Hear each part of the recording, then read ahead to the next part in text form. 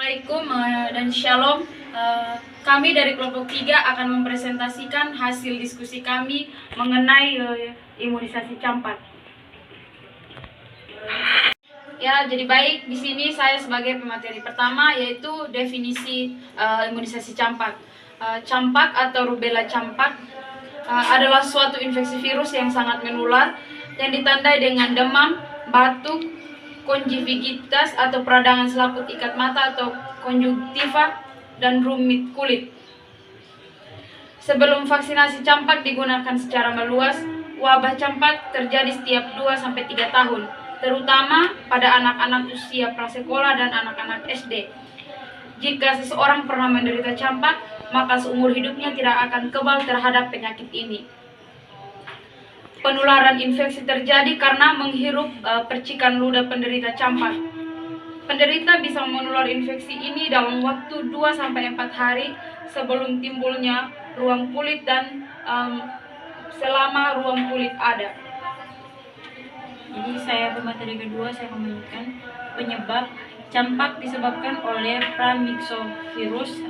Penularan terjadi melalui percikan ludah dari hidung, mulut maupun tenggorokan penderita campak. Masa inkubasi adalah 10-14 hari sebelum gejala muncul. Kekebalan terhadap campak diperoleh setelah vaksinasi. Infeksi aktif dan kekebalan pasif pada seorang bayi yang lahir ibu yang telah kebal berlangsung selama 1 tahun. Orang-orang yang rentan terhadap campak adalah yang pertama, bayi berumur lebih dari 1 tahun. Yang kedua, bayi yang tidak mendapatkan imunisasi. Yang ketiga, remaja dan dewasa muda yang belum mendapatkan imunisasi kedua. Gejala klinis, yang pertama, stadium prodromal berlangsung 4-5 hari yang menunjukkan gejala pilek dan batuk yang meningkat dengan ditemukan eksem pada mukos pipi, bercak koplik, faring dan mukosa konjungtif, meradang dan korisa. Saya sebagai pemateri ketiga akan membaca kedua, stadium erupsi. Keluarnya ruam dimulai dari belakang telinga menyebar ke muka, badan, lengan, dan kaki. Ruam timbul didahului dengan suhu badan meningkat, selanjutnya ruam menjadi menghitam dan menyelupas. Yang ketiga, stadium konvalesensi. Ruam menjadi menghitam, hiperpigmentasi. Gejala mulai timbul dalam waktu 7-14 hari setelah terinfeksi, yaitu berupa nyeri tenggorokan, hidung meler, batuk, nyeri otot, demam, mata merah, dan fotofobia atau rentan terhadap cahaya atau silau.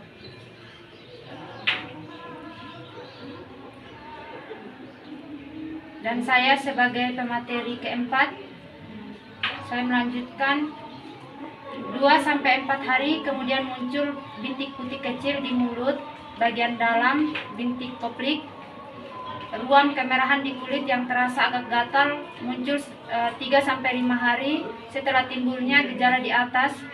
Ruam ini bisa terbentuk makula, ruam kemerahan yang mendatar, maupun papula, ruam kemerahan yang menonjol.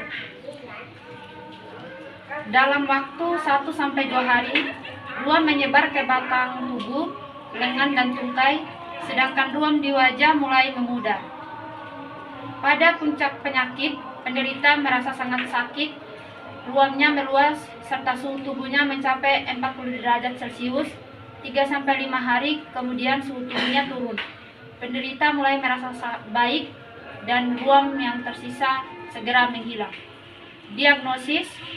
Diagnosis morbili biasanya sangat dapat dibuat atas dasar kelompok gejala klinis yang sangat berkaitan, yaitu korisa dan mata meradang disertai batuk dan demam tinggi dalam beberapa hari, dan diikuti ruam yang memiliki ciri khas, yaitu diawali dari belakang telinga untuk kemudian menyebar ke muka, dada, tubuh, lengan, dan kaki secara bersamaan dengan meningkatnya suhu tubuh, dan selanjutnya mengalami hiperpigmentasi dan pengelupasan.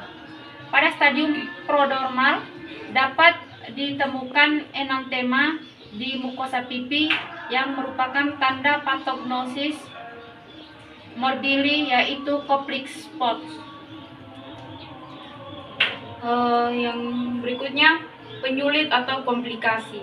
Yang pertama laringitis akut, yang kedua bronchopneumonia, yang ketiga enteritis, yang keempat otitis media, yang kelima SSPE atau subakut chlorhexidine panniculitis, yang keenam kejang demam, yang ketujuh encephalitis, yang kedelapan konjungtivitis, yang kesembilan sistem kardiovaskuler atau sementara.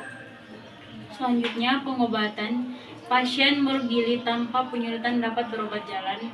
Anak harus diberikan cukup cairan dan kalori, sedangkan pengobatan bersifat simptomatik dengan pemberian antipiretik, antisutif, ekspektoran, dan antikonvulsan bila diperlukan. Sedangkan pada morbili dengan penyakit, pasien perlu dirawat inap di rumah sakit. Pasien morbili dirawat di bangsal isolasi sistem pernapasan. Diperlukan perbaikan keadaan umum dengan memperbaiki kebutuhan cairan, diet yang memadai, vitamin A 100.000 per oral 1 kali pemberian. Apabila terdapat malnutrisi dilanjutkan 1.500 unit tiap hari. Pencegahan imunisasi atau bayi berumur 9 bulan. Sekian presentasi dari kami kelompok 3. Jika ada salah kata dalam penyampaian PPT kami dari kelompok 3 mohon maaf. Semoga bermanfaat untuk kita semua. Terima kasih. Terima kasih.